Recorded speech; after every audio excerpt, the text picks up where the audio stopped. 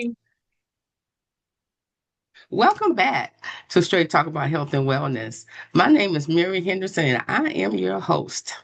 Today we have some incredible guests. Incredible guests. So I'll suggest get your pencil, get a pad, oh, your favorite tea. All right. I'm not going to say coffee or wine, because I don't think I should say that here. But anyway, get what you like best. Today we have a fantastic show. We will be talking to some incredible breast cancer survivors. All right. These ladies have turned pain into purpose. All right. And this is a really sensitive topic. Somebody in your family, your neighbor, your coworker have had some type of encounter with cancer. All right. I am personally, I've had it. I've had some encounter with my family. This is real close. My mother and grandmother, her mother, my mother and her mother. All right. So guess what? I get my checks. All right. So this show, you will be aware of breast cancer. Okay, you'll be aware of the prevention, all right? And you'll be aware that you're not alone. Okay, you always have support no matter what state or county or etc. that you are in. But I do want to remind you, all right, this show, I know it's a fantastic show. I always tell you guys that, and it is. But I do want to remind you that this show do not take the place of your PCP. Okay, your primary care physician. All right. This show is to inspire, all right, and educate. All right. So, but anyway, that's enough of the small talk. I'm gonna introduce you to these ladies. All right. So, and it's gonna be fantastic. All right. Good morning. Good afternoon, or wherever we may Oh, be. good afternoon, Mary. Good Okay, how y'all afternoon, doing? Mary. Great. We're doing great here in cold, the Tacoma, Washington. It's cool here today. It's a little rainy on and off. So yeah, Burr. all good though. Burr. I forgot to tell them one thing. A couple of you guys are all you guys, they are part of the Mahogany Circle podcast. My goodness, I am among royalty today. Oh my goodness, or wherever you may be looking at me at night. I don't know wherever you are, but I'm among royalty. So I'm gonna start off with them introducing themselves. All right. You Ameedah, want to introduce yourself? Who wants to start? my name is Gloria Bryant, and I'm with Mahogany Circle of Hope Cancer Support Group in Tacoma, Washington. And I All am a right. breast cancer survivor, 16 Yeah. years. Who Yes. wants to go next? Well, I'm Dorothy Brantley, and I'm the secretary of Mahogany Circle of Hope Tacoma, and I am a 7-year breast cancer survivor. Yeah. Hey. All right. And I am Ameedah Hasan. I am the Vice President of Mahogany Circle of Hope Cancer Support Group, and I am a 15-year breast cancer survivor. Nice, nice. So much encouragement is in the room, and wealth and knowledge. I could just feel it coming through the screen. It's so much of it. All right. And you guys have a big event coming up next month, correct? Yes, yes, Okay. Who yes. wants to No, tell me about the event before we get started? go ahead, Amelia. You're good at that. Oh, well, please come on out, get your tickets. Our annual fundraiser holiday event is Saturday, November the 8th, from 3 to 6 p.m. at Scottish Rite Hall in Tacoma, Washington. And enjoy the fellowship. Our entertainment is Maurice Eason, well-known saxophonist. Plus, we have educational piece, some information about breast cancer, information about prostate cancer, but primarily awareness to get your preventive screening, food, good fellowship, raffles. So that's Saturday, November the 8th from 3 p.m. to 6 p.m. Fantastic. So if you're in the Tacoma area, the Seattle area, and what's the other city close to you guys? I want to say Brentwood, but it's something else. W, um, Bellevue. Oh, Okay. Federal Way, Federal Way. Tacoma, Lakewood. Auburn, Kent. Yeah. Yeah. Kent. All right. Pierce So if you County, North. all Yeah. right. So if you guys are around there, drop on by.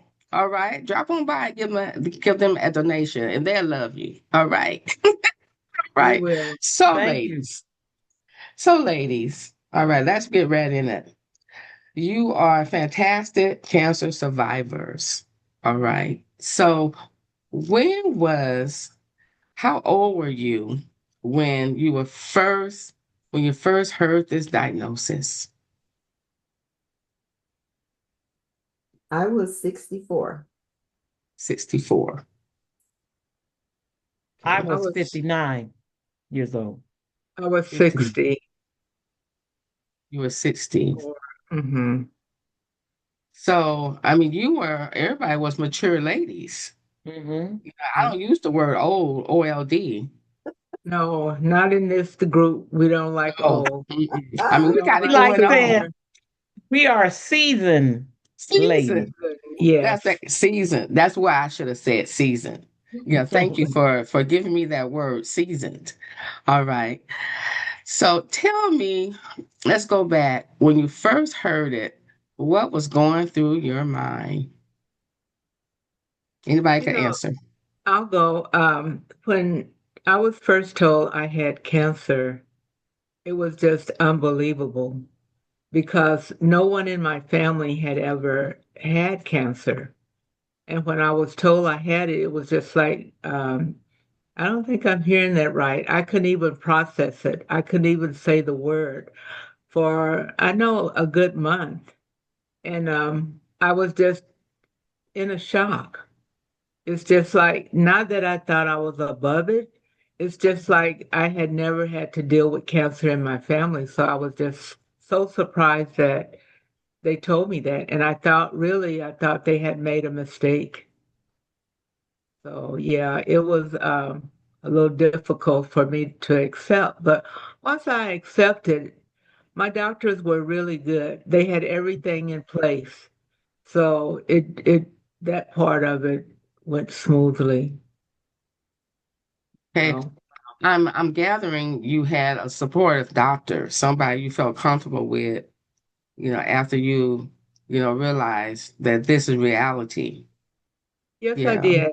I worked in the medical field, so I Hmm. had my doctor that I had had a long time for anemic, and Hmm. he was on my oncology primary doctor.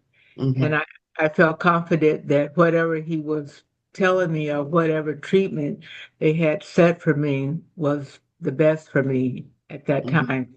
I had a mastectomy on the left side, and I just went from there. It wasn't something that, I mean, it was livable. Once you accept it, and get it in your head, your treatment is your treatment. That's your survival. When you have your treatments, and I ended up having chemotherapy. I did one of the trial ones at that time, and I also had radiation. So I had Hmm. both, and it was a journey. Hmm. But 16 years later, I can say I was blessed all the way. And I'm thankful. You think so? So 16 years later, you are an example of where you Yeah, came and where you are today. exactly. Okay. There is hope. Absolutely. Fantastic. It used to Absolutely. Fantastic. be, it used to be when you heard the word cancer, Hmm. to people, it was like a death sentence. Hmm. But that is not true. I mean, there's so many new treatments and trials and that they have now. It's just, Hmm.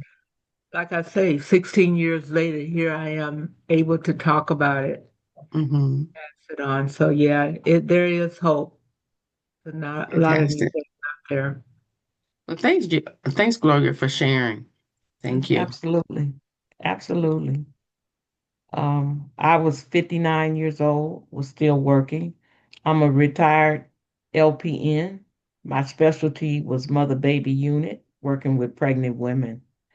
And I knew the importance of getting the mammogram every year. And the my primary provider, there was some concern for about 3 years about calcification. And I went every year and they would just tell me, we just gonna watch it. We just gonna watch it. And that's why I encourage women to start getting your mammogram so they will have a baseline of your breast. So anytime there's an indication of any changes, they can get right on it. So they have been watching me for 3 years, keep telling me, oh, calcification, we concerned about an area, but we're not going to worry about it. But that third time, they told me I needed a ultrasound. They didn't like that. And they sent me back. I had another ultrasound. And then that's when the radiologist said, I'm gonna tell your PCP I want to order a biopsy. So that was my adventure. Once I had the biopsy, that's when they told me it was positive for cancer cells. And when I got the news, I didn't like the approach. And this can be an issue with any condition on how your provider talks to you when there is a diagnosis. They called me by phone. And so I didn't appreciate that. Uh, to me, I felt it should have been given to me in person in the doctor's office. But the nurse navigator at that time was very kind, and she was the person that gave me that information. But I wasn't alone at the time when I got the Oh, phone good. call. My daughter was with me. Good. And I'm like, Gloria, I just felt numb. And I just kept Mhm. telling the lady, I don't have cancer. I'm Mhm. doing everything right. I don't drink, I don't smoke. At the Mhm. time, I wasn't as heavy as I am now. I said, I'm all on my feet all day, up and down in the Mhm. hospital. I walk, and me and my daughter had joined Weight Watchers. I said, I don't know what you're talking about. I don't have Mhm. cancer.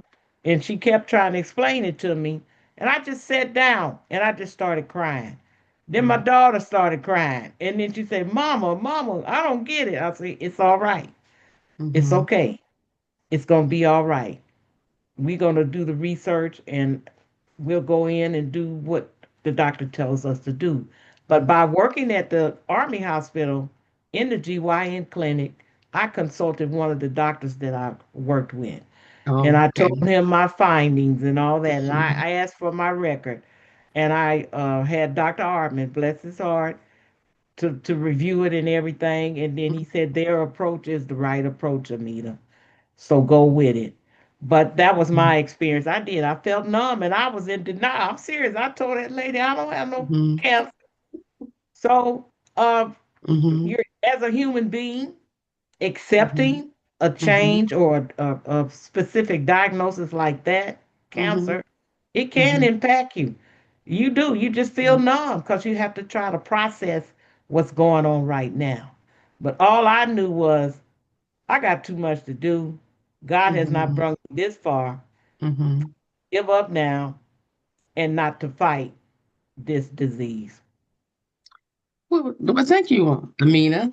What I gathered for when you were talking that it's important that women do get their mammogram so they can monitor the changes of your breasts. Mm-hmm. All right. If you don't start, they will never have anything to monitor the changes of your breast. Absolutely. And then Absolutely. I do believe everybody's here for a purpose. I do Mhm. believe. And when you have to finish that purpose, then you're ready to go on wherever you may believe that you're going. All right. So thanks for sharing, Amina. Thank you. Thank you.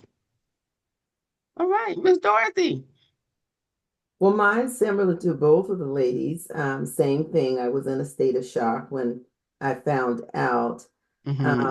and for me, I had a episode with a doctor. I didn't like the way he um, mentioned it to me, in a sad way. not hopeful at all, not encouraging at all. So, Mhm. um, but with my faith too, I just went on and did what I needed to do, went to the doctors and, next step. I went through surgery and radiation and just thankful to be here. But yeah, it was a shock to hear that. I hear you mention faith, Miss Dorothy. Yes.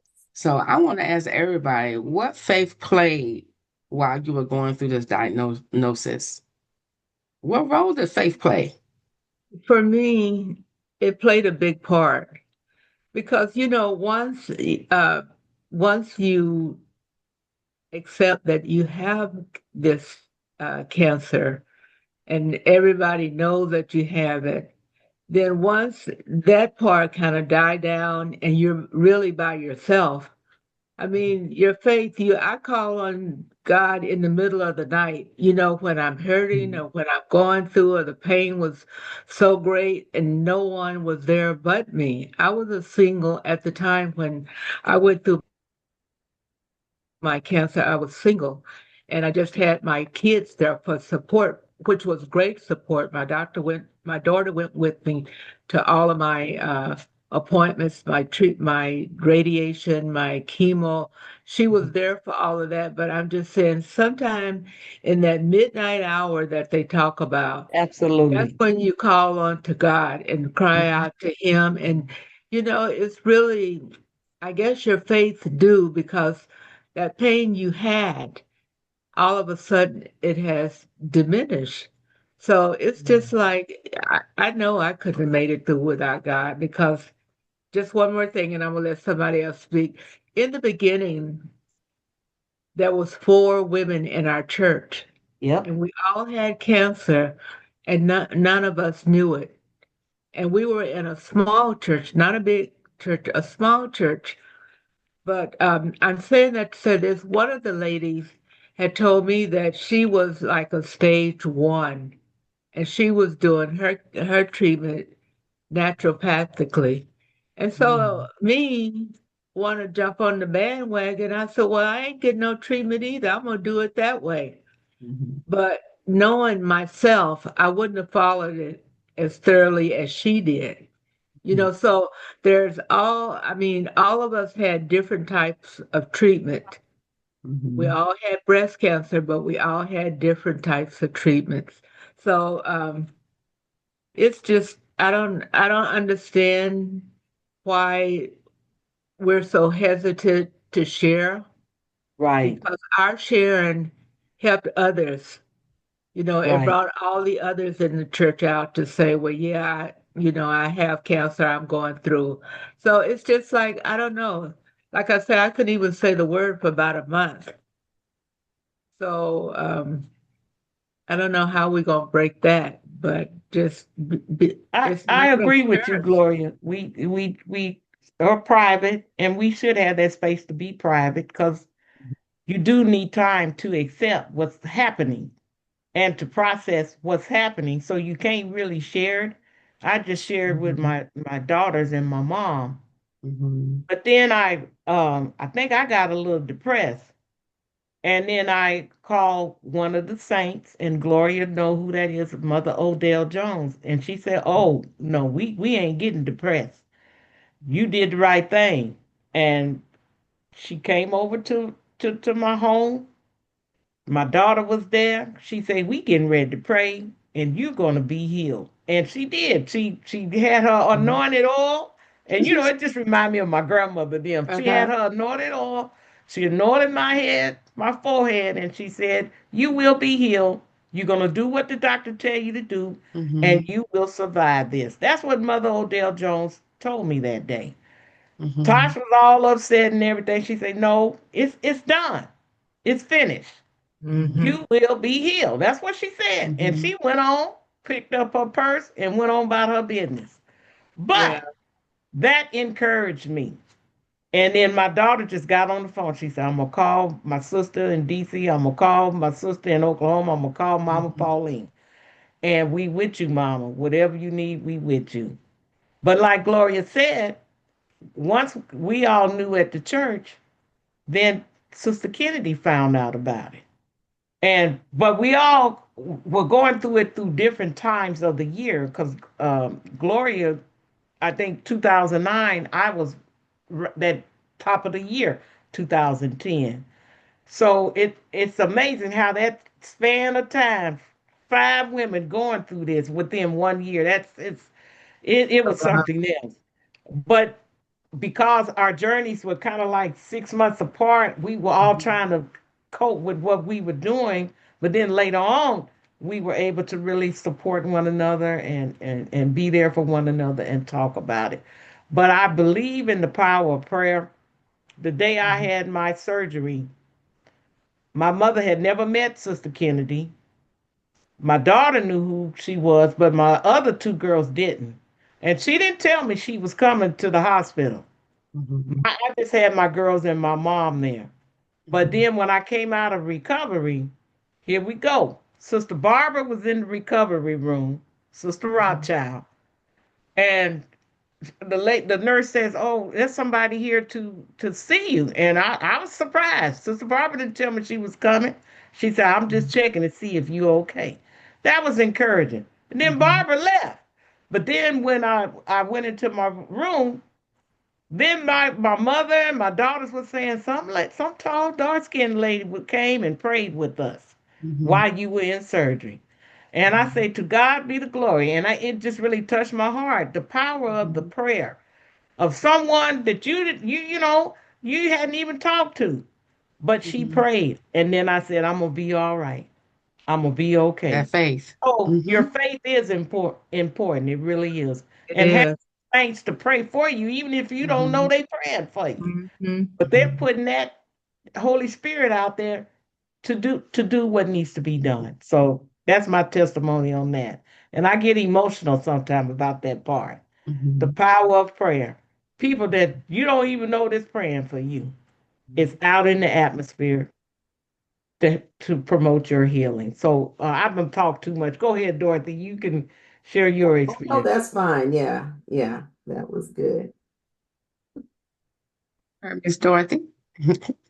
Oh, well, mine, yeah, I just had a peace to come over me, because after I received the diagnosis, I just, with that peace, what's next? So I'm going to talk to the doctors. One thing I will say is you need to have somebody there with you. I went by Mm. myself Oh, and wow. all I heard was wah wah wah for a few minutes. But it's important to have that support and making decisions because they give you choices and they'll say which is you want to have this and have that. So I think it is important to have someone go with you to kind of relay that back to you and have time to kind of digest what you were said because it's like Gloria and Ameedah said, you hear that word cancer and you can think, oh, well, what do I need? Do I need to make plans or Hmm. something, Hmm. going to Yeah, You're that right. dark side. But Hmm. yeah, you can that's Yep. true. get through. Yep. Yeah. Yep. You're numb. You just numb. Wow, this is really deep here. I'm gonna ask, how can, and I need to look at my notes. How do you notice the difference between an older adult versus a younger adult experiencing or recovering from cancer treatment? That's a hard one. It is. It I, is. you, that's a hard. I'm gonna let somebody else answer that one. Oh, I don't know. Cause um all three of us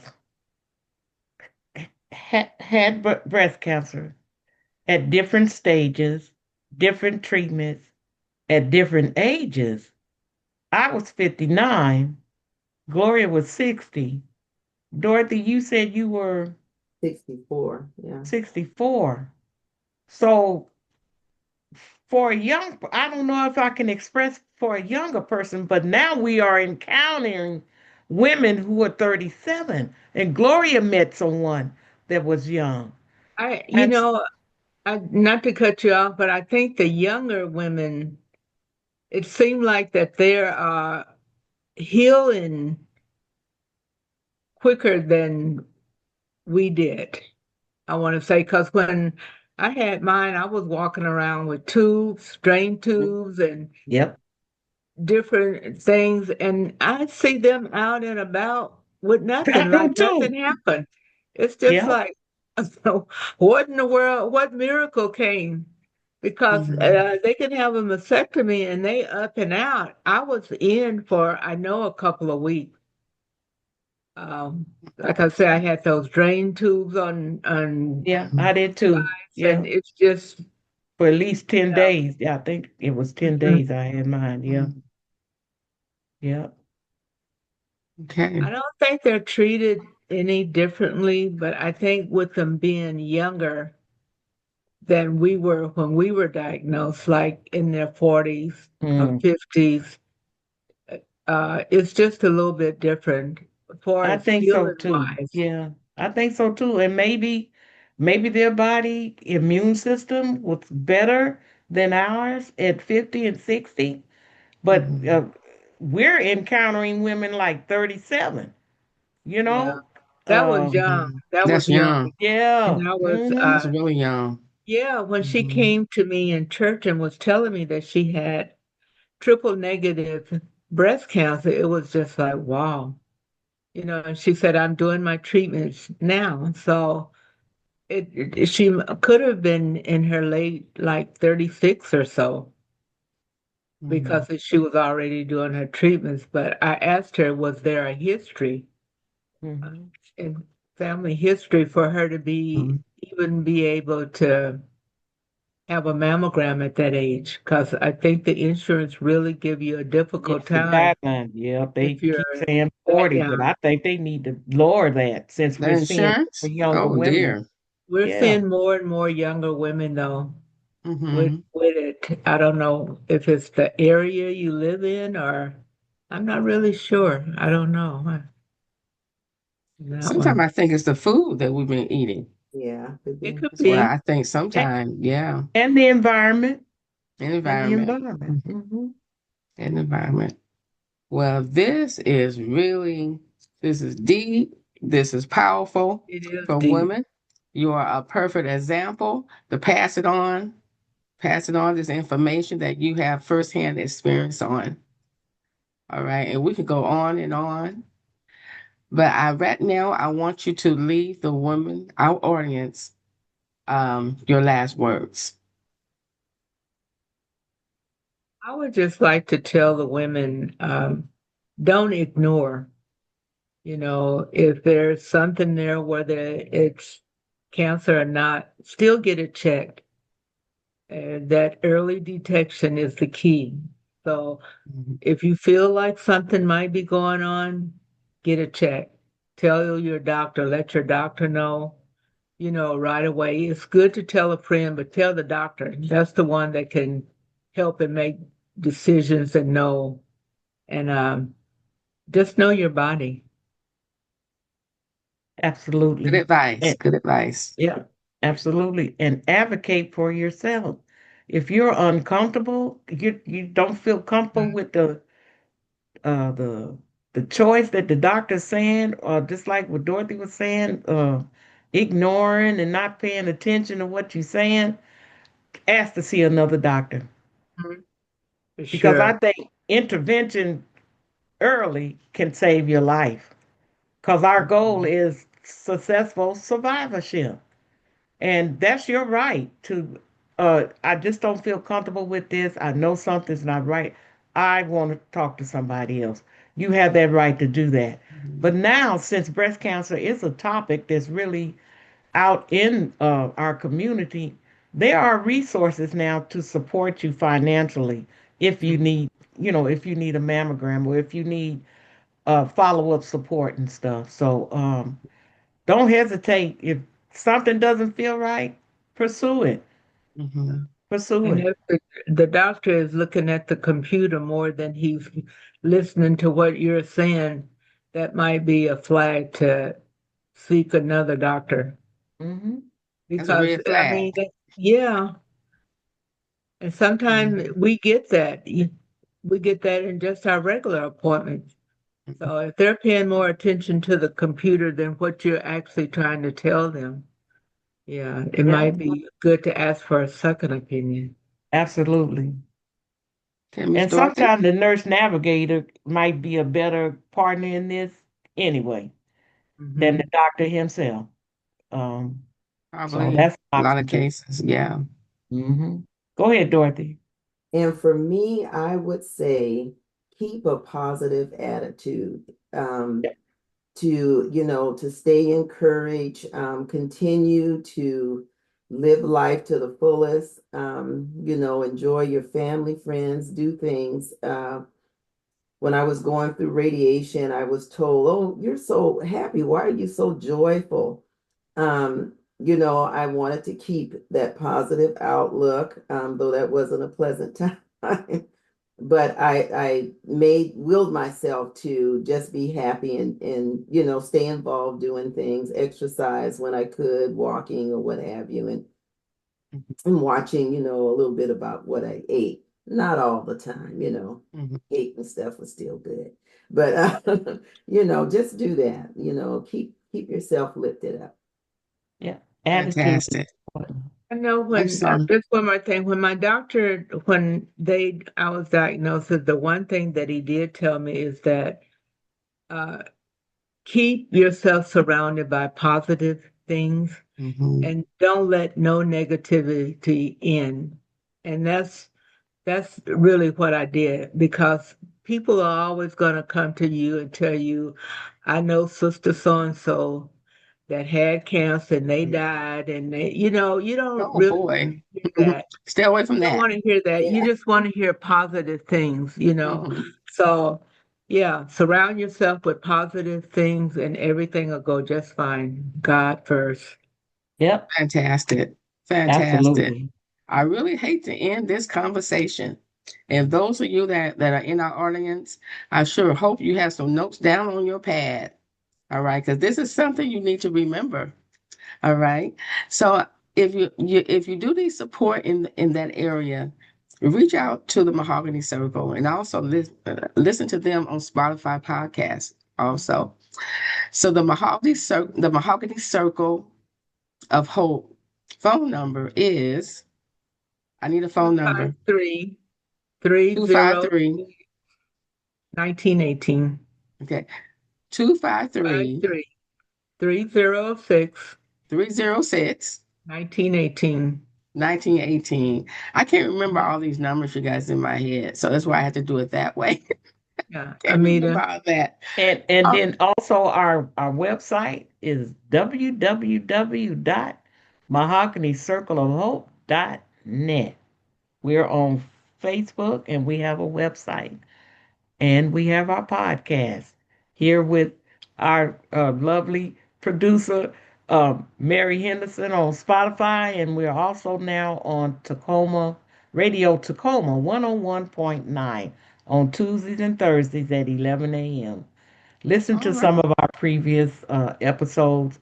You can find some good information there also. All Your right. number So, was, Ameedah? I'm sorry. Your phone number was? 253 753 5413.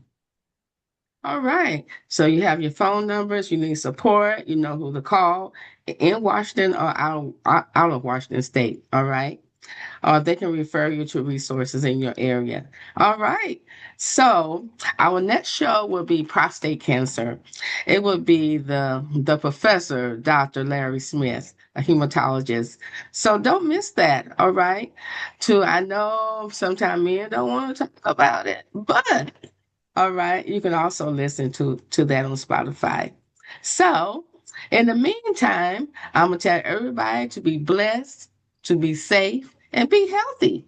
Until next time, this is Mary Henderson from Straight Talk About Health and Wellness. All right, bye bye. I Bye. Have a good day.